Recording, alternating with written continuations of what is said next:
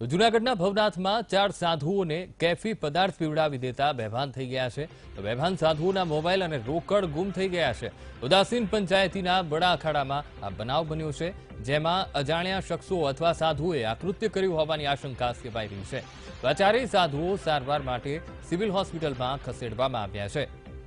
અજાણ્યા શખ્સો દ્વારા કૃત્ય કરવામાં આવ્યું હોવાની શંકા સેવાઈ રહી છે. 4 સાધુઓ સારવાર માટે સિવિલ હોસ્પિટલમાં દાખલ કરવામાં આવ્યા છે. તો આજ મુદ્દે સંવાદદાતા વિજય ફોનલાઈન પર છે. વિજય, જૂનાગઢની આ ઘટના સાધુઓ સાથે આ પ્રકારનું કૃત્ય કરવામાં આવ્યું છે, શું વિગતો પ્રાપ્ત થઈ રહી છે?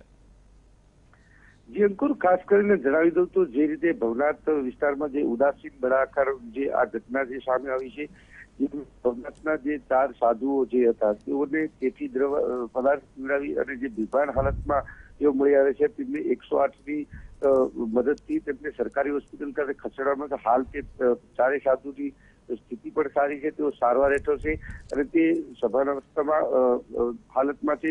જ્યારે જે ભાનમાં આવશે ત્યારે પોલીસ પણ એ દિશામાં વધુ તપાસ હાથ ધરશે. ખાસ કરીને જણાવી દઉં તો જે રીતે રોકડ અને મોબાઈલ એ પણ ગુમ થઈ છે, તો તેમની સામે પણ અનેક સવાલો ઉભા હતા. હાલ એ દિશામાં પોલીસ પણ તપાસ કરી રહી છે. હાલ પોલીસ તપાસ બાદ જ માલુમ પડશે તેની ઉપર ફરિયાદ પણ દાખલ કરવામાં આવશે. જી બિલકુલ વિજયસિંહ, સમગ્ર માહિતી સાથે જોડાવા બદલ આપનો આભાર.